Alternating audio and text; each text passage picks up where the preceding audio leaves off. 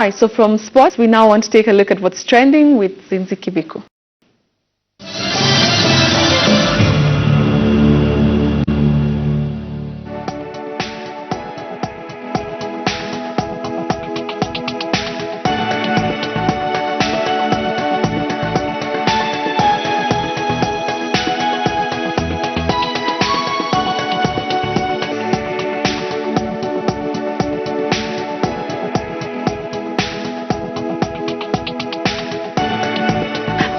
Alright, so Zinzi Kibiku joins me on set. How are you? So weird to see you here, this side of town. I know, right? Our city center studio. Oh my goodness, it's alright. We'll still...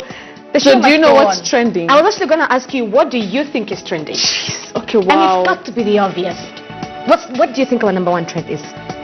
The debate. Definitely. Yeah. Alright. So his name gives me Eliud Mudhiora. There you go. He is... Kenyans got to know his name yesterday, his name and his face. So we're going to start what's trending from that point of view. Eliud, right? The presidential running mate for Dr. Japheth Kavinga. And despite the fact that the other running mates did not show up for whatever reasons that they were given, he showed up, and what Kenyans are calling, to the interview. Yeah. He showed up and he played his part, all right? And during that specific time, you could tell that he was also referring to his manifestos, and you can tell that he is a young politician, all right? He is part of the youth, and very many Kenyans were impressed with this specific one. And as he was talking about his own manifesto, he was very keen on the youth, because that's he's part of us, and sports. Yeah. I also like the fact that he also said that he will try and do his best to make sure the agriculture sector looks very, very attractive to the young people. Those are one of the ways that he wants to look at ending or rather curbing unemployment amongst the youth here in Kenya. So you could tell that. And a lot of debate that was also going on around this specific one. It's us, the media, we're also putting the spotlight in regards to this, whether we were the ones who were on the losing end. A lot of people, Kenyans, were on different terms on that. But I think there's one thing that very many Kenyans were echoing yesterday. It's Eliud's name. Eliud's name.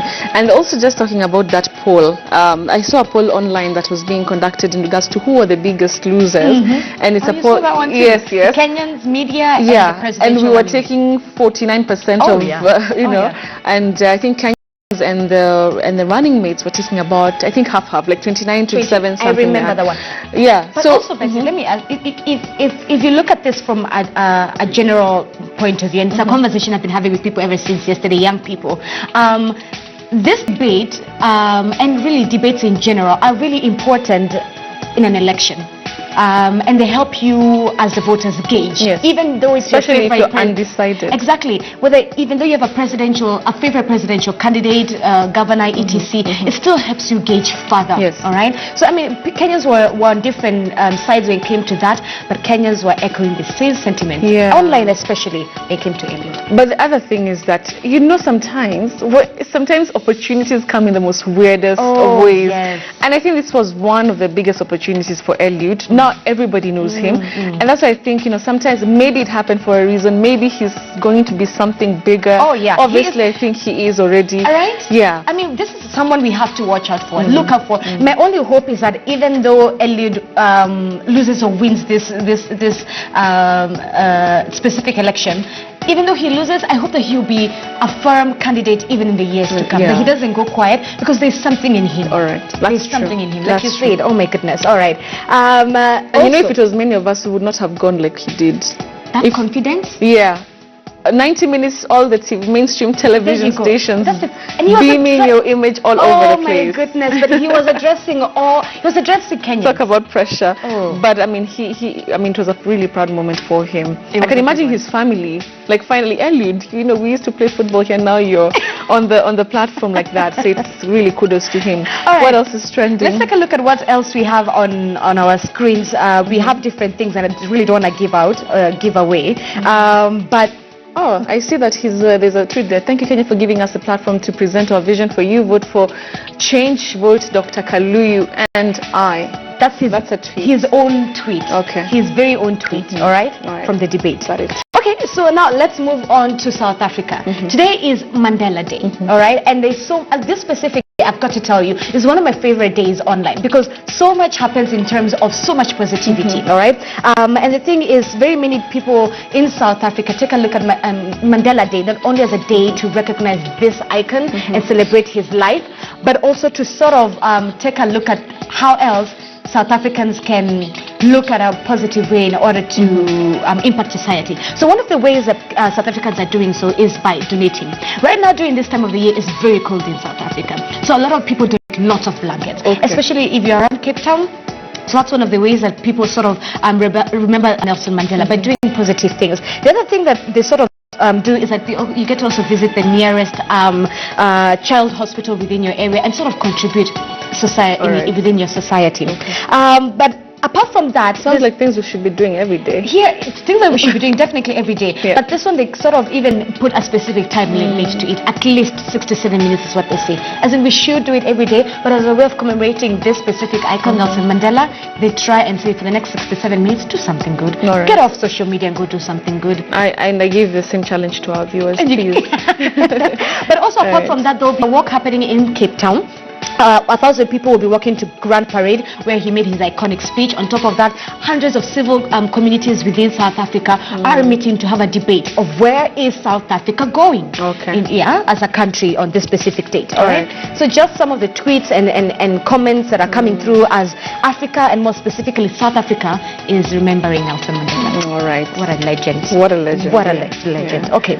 So away from Nelson Mandela, let me take you now to what's happening within the pop culture scene. We can never miss out on that, Betty. But this one, it's a bit on a very sad note. Why? It is, I don't want to call it scandal, but BuzzFeed did a story and now it's blown up. It's on R.Kelly. R.Kelly and the issue of his sexual relationships with underage girls. So quite a number of parents have come out. This is sort of an investigative report that was written by BuzzFeed. And of course, despite the fact that R.Kelly's lawyer has challenged that specific report, BuzzFeed still says that we are standing on our investigative report. Now, this specific investigative report goes on to highlight parents asking the FBI and the society and really the government of America to step in with this specific issue. Their girls have gone missing ever since, others since 2016, 2015. The last time we spoke to them as far as 1st December, where your young girl was promised a successful career in Hollywood. And who was it? He or she was taken under the wings of R.Kelly. You know, you go on tour, you get to do ABCD, and you sort of do all these other things with R.Kelly. And in the issue of having a successful career, but then that didn't turn out as they hoped. So it's become quite an issue, a big scandal. You've got to remember. Has R.Kelly said anything? R.Kelly himself doesn't say, but his lawyer has commented. This is something that we also want to make. In 2008, he was acquitted for 14 charges on having sex with underage girls. So it's nothing new. This is a hard one this time round, but let's wait and see what happens. All right. So we have come to the end of it. Thank you very much. Thank you very much, Zinzi Kibiku, for what's trending. We'll see you again tomorrow as we look at the stories that are trending. I'll give you like 2 of them tomorrow. I already know what's going to be trending tomorrow. Oh, really? All right. So yes. So we've come to the end of the news center. Thank you very much for watching. It has been 2 hours. Hope you're well informed, and hope you're also well aware of the stories that we have been following up for you. My colleague Akisa Ondari is going to be coming up at the top of the hour with News Desk, and she's going to continue with this updates at that time, 1 p.m. For now, so we wind things up here on the show. Thank you very much for watching. My name is Betty Kialo.